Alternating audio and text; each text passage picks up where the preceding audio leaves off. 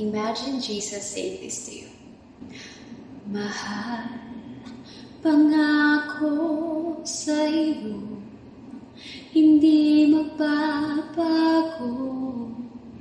Ikaw lang ang ibigin ko, kahit ikaw ay lumayo at masaktan ako. Asahan na